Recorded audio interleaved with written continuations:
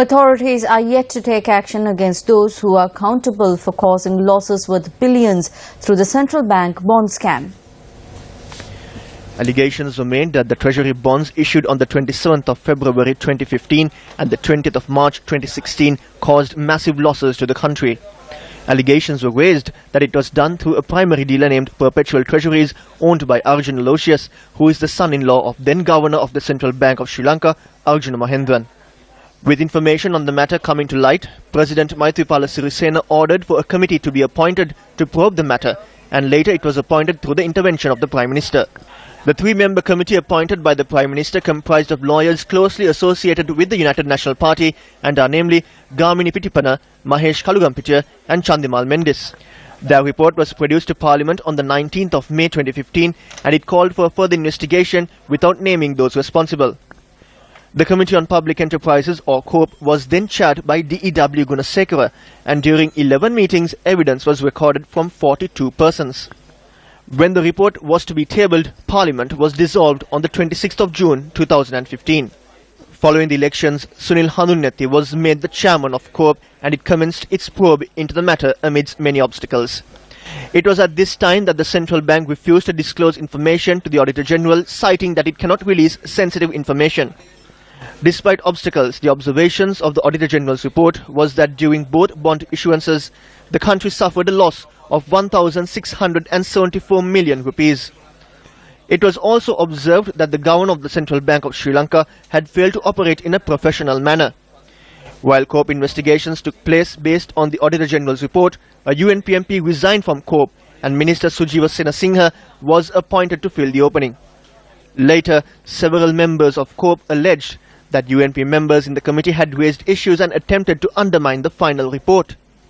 Allegations were also raised that certain state officials who were summoned to provide evidence before COPE had to undergo many issues, prompting the chairman of COPE, Sunil Handunethi, to step out of the meeting. The final report of COPE was presented to Parliament by MP Sunil Handunethi with the footnotes by the UNP MPs attached to it. The Auditor General later said that he only agreed to the report that excludes the footnotes. The observation of COPE was that Arjun Mahendran should be held accountable for this issue and legal action must be taken against Perpetual Treasuries. However, the Prime Minister later ordered for the COPE report to be directed to the Attorney General. It is currently in the possession of the AG and his observations are yet to be directed to the Prime Minister. Later, the committee received a statement bearing the signature of the Secretary of the Monetary Board of the Central Bank with clarifications of the footnotes of the report and other attachments. A report released by the Central Bank recently noted that during the first 7 months of 2016, the debt burden of the country had increased by 70.1 billion rupees due to the sale of bonds for higher prices. Media reports also noted that Perpetual Treasuries generated a profit of 5 billion rupees during the first year in which the Treasury bonds were issued. Therefore, while many facts have been exposed through several reports, how is it that those who have allegations against them are roaming free? We can gather all we have and get the Attorney General's advice on it. Parliament has secured a victory. As the government of good governance, we are accountable to it. If an inquiry was held into the Greek bonds, then this issue will not arise. We did it. We turned rogues into those who follow good governance.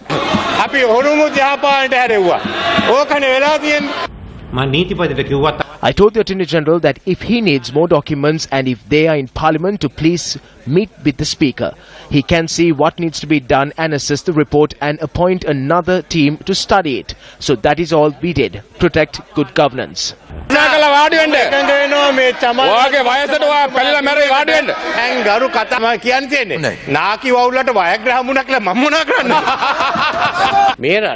The Attorney General can advise the government. With the exception of our privileges, other questions are posed to the Attorney General. Include the bond scam into this as well.